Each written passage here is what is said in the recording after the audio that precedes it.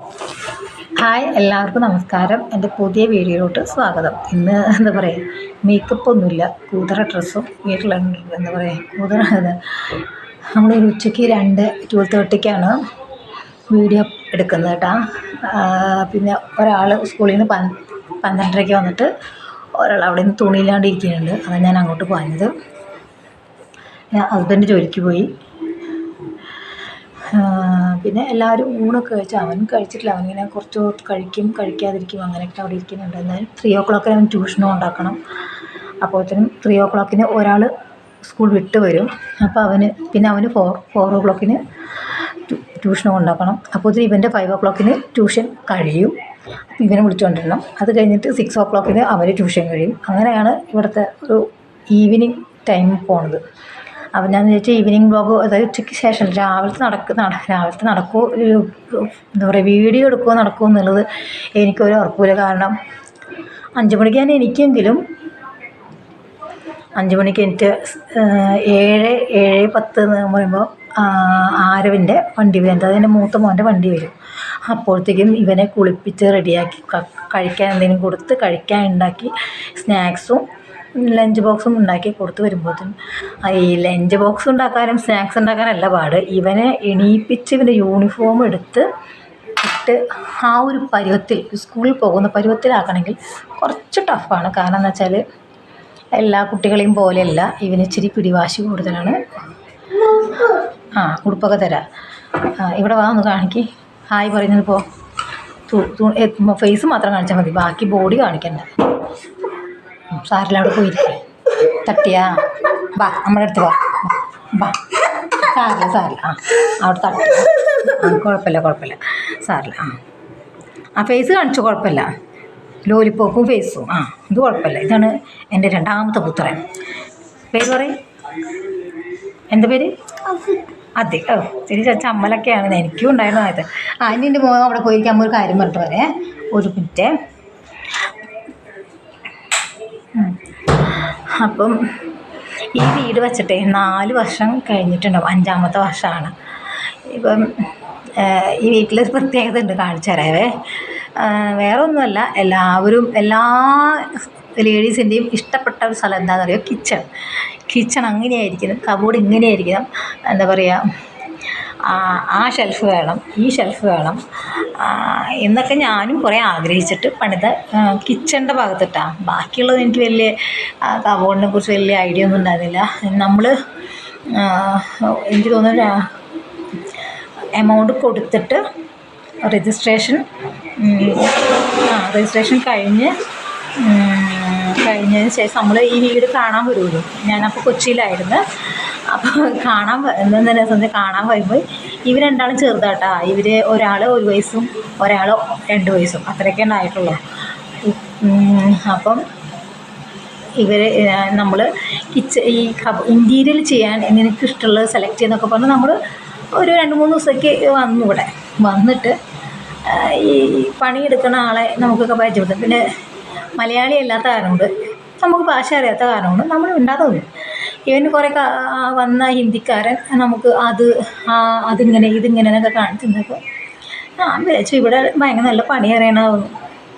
നിങ്ങളെൻ്റെ kitchen കണ്ടിട്ടുണ്ടെങ്കിലേ ശരിക്കും സങ്കടമാവും. കാരണം നമ്മൾ ഒരു 4 വർഷമൊക്കെ ആയിട്ട് ഈ കിച്ചൺ ഇങ്ങനെ ആയിപ്പോയി. അത് ഒരു സാധനം നമ്മൾ വീട് പണിതിട്ട് അത് ചീത്തയായിട്ട് അത് വീണ്ടും പണിയാന്നൊക്കെ പറഞ്ഞാലും അതല്ലെങ്കിൽ അതുപോലെ പൈസ പിന്നെ ഇറക്കാമെന്നൊക്കെ പറഞ്ഞാൽ ഇത് കാണുന്ന വ്യക്തികൾക്ക് അറിയാം അതിൻ്റെ ബുദ്ധിമുട്ട് എന്താണെന്ന്. പ്രത്യേകിച്ച് കിച്ചൺ, വെള്ളം പോണ സ്ഥലം, പാത്രം കഴുകുന്ന സ്ഥലം എന്നൊക്കെ പറയുമ്പോൾ. അപ്പം ഞാനിത് ഉച്ചയ്ക്ക് ശേഷം ചെയ്യാന്ന് വെച്ചത്, ഇത്ര നേരം എൻ്റെ കെട്ടിയവനുണ്ട്, ഹസ്ബൻഡ് ഉണ്ടായിരുന്നു. അപ്പോൾ ഉച്ചയ്ക്ക് ശേഷം ആകുമ്പോൾ സമാധാനമായിട്ട് പറയാമല്ലോ. അപ്പോൾ എന്നോട് ചോദിക്കും, നീ എന്തിനിപ്പോൾ കിച്ചണൊക്കെ നാട്ടുകാർ കാണിച്ചെടുക്കുന്നത് ചോദിക്കും. പുള്ളിക്ക് പറ്റിയ അബദ്ധമാണ്. അതായത് ഞാൻ ഈ വീടിൻ്റെ ഇൻറ്റീരിയറിൽ മലയാളികളെ കൊണ്ട് ചെയ്യിപ്പിക്കാമെന്ന് പറഞ്ഞിട്ട് കുറേ പറഞ്ഞിട്ടുണ്ടായിരുന്നു. അപ്പോൾ പറഞ്ഞു, മലയാളി അതൊന്നും വേണ്ട, ഇവിടെ ഇഷ്ടംപോലെ പണിക്കാരുണ്ടെന്ന് പറഞ്ഞിട്ട് ഈ ഫ്ലാറ്റ് കാണാൻ വന്നപ്പോൾ ഏതോ ഒരു ഫ്ലാറ്റിൽ അപ്പാർട്ട്മെൻറ്റ് ചെയ്ത ഒരു വ്യക്തി തന്നെയാണ് എൻ്റെ ഹസ്ബൻഡ് കൊടുത്തത്. അവൻ ചെയ്ത വർക്ക് എന്ന് വെച്ചാൽ, അതായത് എനിക്ക് തോന്നുന്നു ഒരു ഐഡിയ അല്ല. ഇപ്പം ഈ കബോർഡും ഈ ഇങ്ങനത്തെ വെച്ചാൽ എൻ്റെ കെട്ടിയവനും ഞാനും ഒക്കെ പറഞ്ഞ് ഇങ്ങനെ വേണം കേട്ടോ എന്ന് പറഞ്ഞിട്ട് ചെയ്യിപ്പിച്ചാണ്. അല്ലെങ്കിൽ അടുക്കളയിലുണ്ടാവില്ല ഒരു ഐഡിയ. അതില്ല. കാരണം അത് ഞാൻ ഹൗസ് വാമിങ്ങിൻ്റെ തലേ ദിവസമാണ് ഞാൻ ഇങ്ങോട്ട് അതേ പറഞ്ഞില്ലേ രജിസ്ട്രേഷൻ കഴിഞ്ഞ് നമ്മൾ പോയി. പിന്നെ ഹൗസ് വാമിങ് പാല് കാച്ചണേൻ്റെ 2 ദിവസം വന്നിട്ട് ഞാനിത് കണ്ടപ്പോൾ ഇങ്ങനെ കാണുമ്പോൾ എന്താ നല്ലതുണ്ട്. അടുക്കള കണ്ടപ്പോൾ എനിക്ക് ഇഷ്ടക്കുറവൊന്നുമില്ല. കാരണം ഞാനൊരു ലൈറ്റ് കളറാണ് സെലക്ട് ചെയ്തിട്ടുണ്ടായിരുന്നത്. പക്ഷേ വേറൊരു വ്യത്യാസം എന്താണെന്നറിയോ, കബോർഡിൽ ഉള്ളിൽ ഈ ഷെൽഫൊക്കെ ഫിറ്റ് ചെയ്യില്ലേ, ഫിറ്റ് ചെയ്തൊന്നും കറക്റ്റ് അല്ലായിരുന്നു. അത് നമുക്ക് കാണുമ്പോൾ തന്നെ എനിക്ക് 1-2 സാധനങ്ങൾ ഞാൻ ഒഴിപ്പിച്ചു. ഞാൻ ചോദിച്ചു ഈ പാത്രം ഇങ്ങനെ വെച്ചാൽ അങ്ങനെ എടുക്കാൻ പറ്റത്തില്ല, അങ്ങനെയൊക്കെയായിരുന്നു. അവസാനം ഞാൻ പറഞ്ഞു അതൊന്നും അങ്ങനെ വേണ്ടാന്ന് വെച്ചാൽ ഞാൻ ഒഴിപ്പിച്ചു. അതും കഴിഞ്ഞ് പാല് കാച്ചലൊക്കെ കഴിഞ്ഞു. പാല് കാച്ചൽ കഴിഞ്ഞാൽ താമസം തുടങ്ങി. ഒരു 5-6 മാസം കഴിഞ്ഞപ്പോൾ ഈ നമ്മുടെ സിങ്ക് പണി പറ്റിച്ചു. സിങ്കിൻ്റെ ഉള്ളിൽ നിന്ന് വെള്ളം അതിൽ പോയിട്ട് എൻ്റെ വീടിൻ്റെ അവസ്ഥ പരിതാപകരം. എന്നാണ് പരിതാപകരം. ഞാൻ കാണിച്ചു തരാം കേട്ടോ. ഞാൻ ഇത്രയും പറഞ്ഞിട്ട് നിങ്ങൾ കാണുമ്പോൾ നിങ്ങൾക്ക് അത് മനസ്സിലാവുമല്ലോ. ഗുരുവായൂരപ്പ ഇത്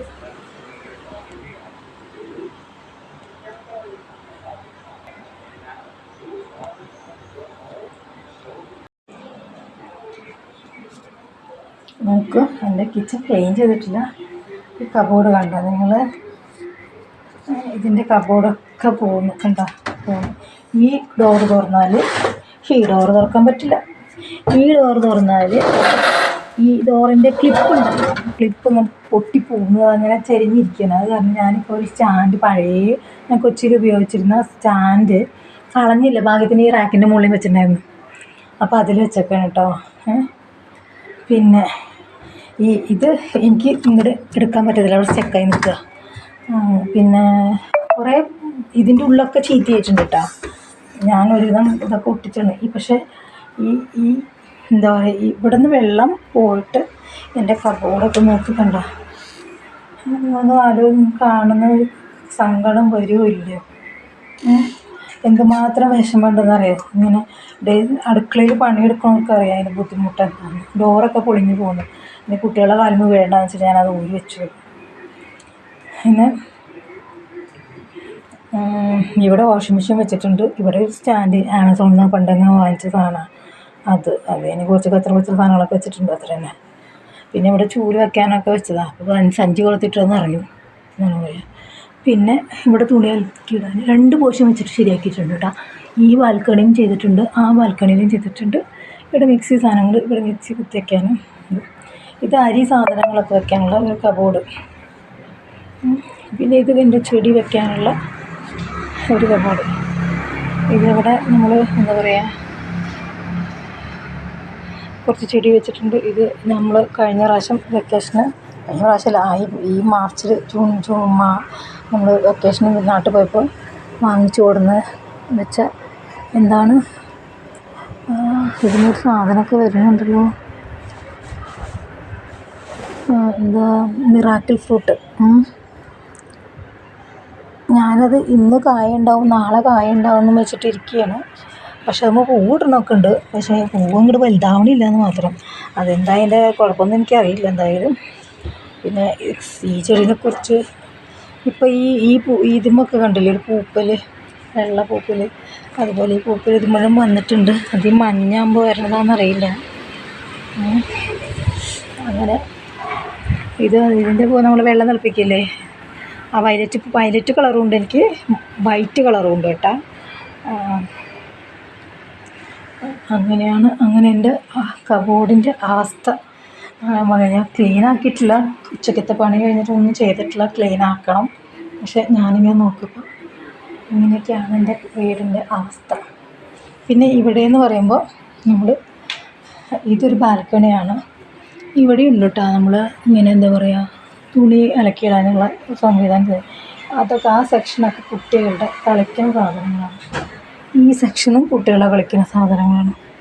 വേറെ സ്ഥലമൊന്നുമില്ല, വേറെ എവിടെയും കൊണ്ടുള്ള സ്ഥലം. ആകെ 2 ബാൽക്കണിയും 2 ബെഡ്റൂമും ഉള്ളു. പിന്നെ ഇത് ഏകദേശം വൈറ്റ് വാഷിങ്ങൊക്കെ ചെയ്യാറായിട്ടുണ്ട് കേട്ടോ. പിന്നെ ഇത് എനിക്ക് ഏറ്റവും വിഷമമായതെന്ന് പറഞ്ഞാൽ എന്താ പറയുക, പിന്നെ ഇതുപോലത്തെ ഒരു കബോർഡ് ഞാൻ നമ്മുടെ സെക്കൻഡ് ബാത്റൂമിൽ വെച്ചിട്ടുണ്ടായിരുന്നു. ഇതേപോലത്തെ കബോർഡ് കേട്ടോ. അത് ഇതുപോലെ ചീത്തയായിട്ട് നമ്മൾ എടുത്ത് നമ്മൾ വേറൊരു കബോർഡ് വെച്ചു. അതാണ് ഉണ്ടായത്. അത് കഴിഞ്ഞിട്ട് കട്ടിലൊക്കെ നമ്മൾ പിന്നെ ആദ്യം നമ്മൾ യൂസ് ചെയ്യുന്ന കട്ടിൽ തന്നെയാണ്, വേറെ വാങ്ങിച്ചിട്ടൊന്നുമില്ല. അതവിടെ നിന്ന് കൊച്ചിയിൽ നിന്ന് കൊണ്ടുവന്ന് വെച്ചത്. കബോർഡ് ഇങ്ങനെ വെച്ചു എന്നുള്ളൂ. ഈ ഒരു കബോർഡും വെച്ചു കണ്ടോ. ഇവിടെ ഇത് വെച്ചു, ഈ കബോർഡ് മാറ്റി വെച്ചു. ഈ ഫ്ലോർ നോക്ക്, ഞാൻ എന്തൊക്കെ തലകുത്തി മുറിഞ്ഞ് ഉരച്ചാലും ഉണ്ടോ വരച്ചിട്ടും ഒരു കാര്യമില്ല. കാരണം എന്ന് വെച്ചാൽ വേറൊരു പണിക്കാരൻ, പേരൊന്നും എനിക്കറിയില്ല, വേറൊരു പണിക്കാരൻ എന്താ വന്നിട്ട് സിമൻറ്റ് ഇട്ട് തന്നതാണ് കേട്ടോ. അപ്പം എനിക്ക് ഈ ഫോണിൽ ഇതിൻ്റെ ഇതൊക്കെ ചെയ്യാനറിയില്ല. സിമൻറ്റ് ഇട്ട് തന്നത്, ആ സിമൻറ്റ് മൊത്തത്തിൽ ആ ബാത്റൂം നിറച്ച് വാരി തേച്ച് അങ്ങോട്ട് പോയി. പിറ്റേ ദിവസം പോകാൻ പറഞ്ഞ് അത് പോകും എന്ന് പറഞ്ഞു. ഇവിടുത്തെ പണിക്കാരുടെ അവസ്ഥയൊക്കെയാണ് പറയണത്. പറഞ്ഞില്ലേ. പിന്നെ ഈ സ്വിച്ച് ബോർഡ് ഞങ്ങൾ ഹൗസ് വാമിങ്ങിന് വന്ന അതിൻ്റെ 2 ദിവസം മുന്നേ ഈ സ്വിച്ച് ബോർഡ് വെക്കണേന് അവനെന്തോ ചെയ്തത്, ഈ പോർഷൻ പൊട്ടിച്ച് ഇതും പൊട്ടിച്ചെന്ന്. പിന്നെ പൊട്ടിച്ച് തന്നിട്ട് എന്തെന്നാ പറയുക. പിന്നെ ഇപ്പം അതങ്ങനെ തന്നെ, ഇത് ഇത്രയും പൊട്ടിയിട്ടുണ്ടായിരുന്നില്ല. ഇപ്പം ഞാൻ എൻ്റെ അമർത്തലും കൂടി ആയപ്പോൾ ഇപ്പം എനിക്ക് ഇത്തിരി പേടിയാണ്. കാരണം ഞാൻ എപ്പോഴാകുമ്പോൾ വടിയേരി നിൽക്കുകയെന്ന് അറിയില്ല. കാരണം കറണ്ടല്ലേ. കാരണം ചിലപ്പോൾ ഞാൻ ഇത് ഓണാക്കില്ല കേട്ടോ. ഈ പോർഷൻ അങ്ങോട്ട് തുറന്ന് വയ്ക്കും. ആ പോർഷൻ തുറന്ന് വെച്ചാൽ കുറച്ച് മണമൊക്കെ പോകും. പിന്നെ വലിയ ചപ്പാത്തിയോ ഫിഷ് അങ്ങനെ മീനൊക്കെ മീൻ കറി വയ്ക്കുകയോ അങ്ങനെയൊക്കെ ചെയ്യുമ്പോൾ മാത്രം ഓണാക്കുമല്ലോ, അല്ലെങ്കിൽ ഒന്നും ചെയ്യാറില്ല അതിന്. കാരണം ചില സമയത്ത് അത് ഓണാക്കി എനിക്ക് തന്നെ പേടിയാണ്. അങ്ങനെയാണ്. പിന്നെ കബോർഡിൻ്റെ അവസ്ഥ ഒന്ന് ആലോചിച്ച് നോക്ക് ഗൈസ്. ഇത് എന്ന് പറയുക, ഇങ്ങനത്തെ കബോർഡൊക്കെ ഇങ്ങനെയൊക്കെ ചെയ്ത് വെച്ച് കഴിഞ്ഞിട്ട് ഞാൻ എൻ്റെ മക്കൾ പറയുന്ന വർത്തമാനം എന്താണെന്നറിയോ, അമ്മേ ചെടി മുളച്ചു, ചെടിയൊക്കെ ഇപ്പോൾ ഉണങ്ങിപ്പോയിട്ടാണ്. പിന്നെ ഇത് ആ പോർഷൻ കണ്ടില്ല, അതിങ്ങനെ പറഞ്ഞു പോകാൻ തുടങ്ങി. ഇനി എപ്പോഴത് ഇടിഞ്ഞു പൊളിഞ്ഞ് വീഴാന്നറിയില്ല. പിന്നെ നമ്മളിത് ഒന്നും ചെയ്യാത്തതെന്ന് വെച്ചാൽ നമ്മളിതിന് റേറ്റ് ചോദിച്ചു രണ്ടാമത് ചെയ്യാൻ വേണ്ടിയിട്ട്. അപ്പോൾ ഒരു എമൗണ്ട് പറഞ്ഞു, അതിപ്പം നമുക്ക് താങ്ങത്തില്ല, അത് പറഞ്ഞു നമ്മൾ ചെയ്യുന്നില്ല എന്ന് വെച്ചു. പോകണോടത്തോളം വണ്ടി ഓടട്ടെ എന്ന് വെച്ചിട്ട്. അങ്ങനെ ഇതാണ് സംഭവം. ഇങ്ങനെയൊക്കെയാണ് ഗൈസിൻ്റെ ഈ കാര്യം. എന്തായാലും നമ്മളൊരു മുന്നൊരു വീഡിയോ ഇട്ടുണ്ടായിരുന്നേ, സന്ധ്യയ്ക്ക് നമ്മളിങ്ങനെ ഇരിക്കുന്ന ഒരു ഹോം ടൂർ എന്നൊക്കെ പറഞ്ഞ് ഒരു ഷോർട്ട് വീഡിയോ ഇട്ടുണ്ടായിരുന്നു. ആ ഷോർട്ട് വീഡിയോയിൽ എല്ലാവരും കാണുമ്പോൾ വിചാരിക്കും എന്തൊരു ഭംഗിയെന്ന്. പക്ഷെ ഭംഗി എൻ്റെ അടുക്കളയുടെ അവസ്ഥ ഇതാണ്. അയ്യോ, ഈ കബോർഡൊന്നും വലിയ കുഴപ്പമില്ല. പക്ഷേ അത് കബോർഡ് ഇപ്പോൾ വാഷ് ബേസിൻ്റെ അവിടേക്ക് നമ്മൾ അതിൻ്റെ അടിയിൽ വലിയ കുഴപ്പമില്ല. പക്ഷേ കിച്ചണാണ് മക്കളെ പൊളിഞ്ഞു പോയത്. ഞാനത് രാവിലെ കുട്ടികൾ സ്കൂളിൽ പോകണ 5 മണിക്ക് എണീച്ച് കഴിഞ്ഞാൽ ഈ കബോർഡും അതിൻ്റെ അടിയിലത്തെ കബോർഡും തമ്മിലുള്ള വടംവലിയാണ് ഞാൻ. കാരണം ഇത് വലിച്ചാൽ അത് പോരില്ല, അത് വലിച്ച് ഇത് പോരില്ല, അത്രയുള്ളൂ.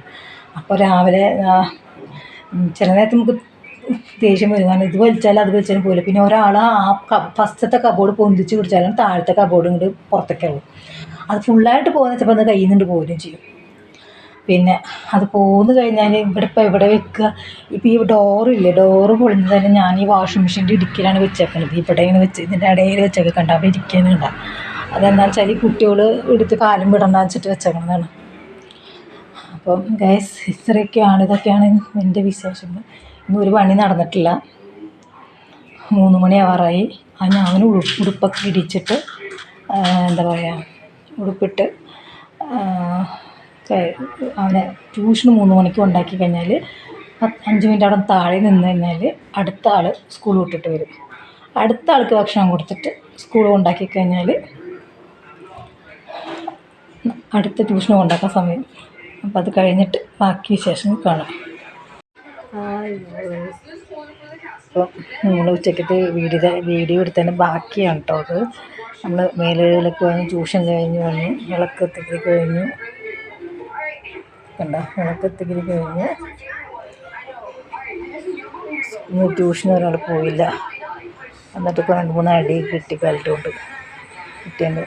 ഒരു ഹാങ് ഓവറിൽ നാളെ എക്സാമുണ്ട്. അപ്പോൾ സ്പെല്ലിങ് പഠിക്കുകയാണ്. അപ്പോൾ ഒരാളിനിപ്പോൾ താഴെ കളിക്കുകയാണ്. അപ്പോൾ ഇനിയിപ്പോൾ എന്താ വൈകുന്നേരത്തെ എന്തെങ്കിലും ഉണ്ടാക്കണം. അത് വലിയ തലവേദനയാണ്. അത് കഴിഞ്ഞിട്ട് പിന്നെ കിടക്കണം. ഇത്രയൊക്കെ തന്നെ ഇന്നത്തെ വിശേഷമുള്ളൂ. അപ്പോൾ എൻ്റെ കിച്ചൻ്റെ ഇത് കണ്ടിട്ട് നിങ്ങൾ അഭിപ്രായം പറയണം. ഇതെന്താ ചെയ്യുക, ഇത് എങ്ങനെ പൊളിച്ച് പണിത് എന്തായിരിക്കും അങ്ങനെ ഒരു അവസ്ഥയാണ്. പിന്നെ എല്ലാവരും സബ്സ്ക്രൈബ് ചെയ്യുക, സപ്പോർട്ട് ചെയ്യുക. അത്രയൊക്കെ തന്നെ എനിക്ക് പറയാനുള്ളൂ. ഇരുന്ന് എഴുതിയ ആൾ നിന്ന് എഴുതുന്നുണ്ട്. എന്തായാലും വേണ്ടില്ല. അപ്പോൾ ഓക്കെ, ടാറ്റ, ബൈ ബൈ.